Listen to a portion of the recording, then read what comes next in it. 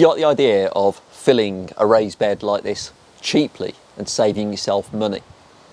I know I do. Filling a raised bed like this, a big raised bed, is going to cost quite a lot of money. Seriously, if you look at the volume of this, I mean, I can practically lie down in this raised bed. My bath isn't as big as this raised bed.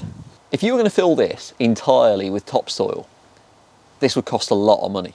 In this video, I'm going to show you how you can fill a raised bed more cheaply, but also it's not just about saving money, it's actually about promoting soil health, and you're going to get a much better raised bed and quality of growth out of it too. Guys, I'm sorry to interrupt your video, but if you could just hit the like button for me before I carry on and get back in the raised bed button, it makes a huge difference to a small channel like us. Thanks so much in advance. So you can see here that I've actually cut the anti-weed fabric in the base of this beautiful raised bed. I get a lot of questions about this. I've actually overlapped the fabric. You can see here that I've actually overlapped the fabric just to stop the weeds from coming under. And then on the other side, it's going to be a pathway.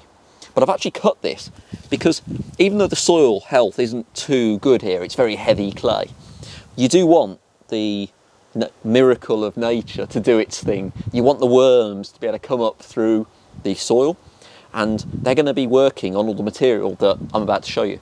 So, how am I going to save you money by filling your raised bed? Well, I'm going to be using a method called hugelkultur. Did I say that right?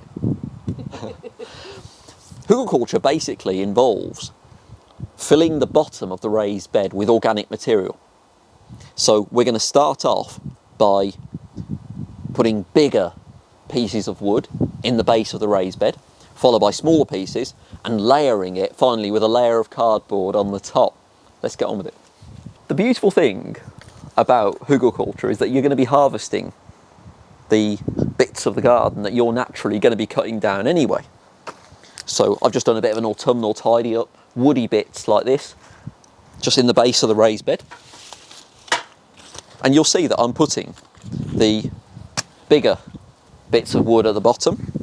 Now while I'm doing this, it gives me a chance to explain to you what hugelkultur actually is.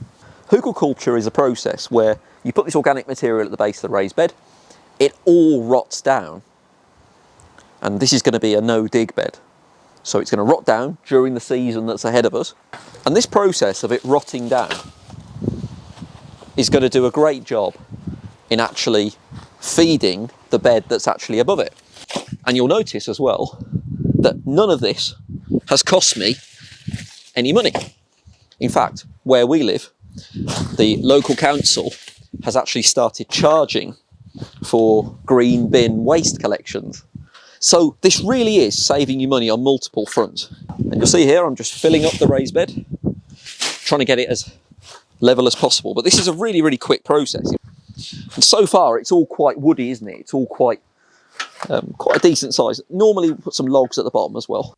You can see here that I'm just adding more and more layers of organic material. The bigger, woodier layers at the bottom, and then smaller organic layers at the top. And this is literally just leaves, branches, well-rotted grass. And then I'm putting a layer of cardboard on top of that. And this is going to be what I'm actually adding the topsoil onto. You can see there's still a gap at the top of the raised bed, and that's what we're going to be planting into during the first season.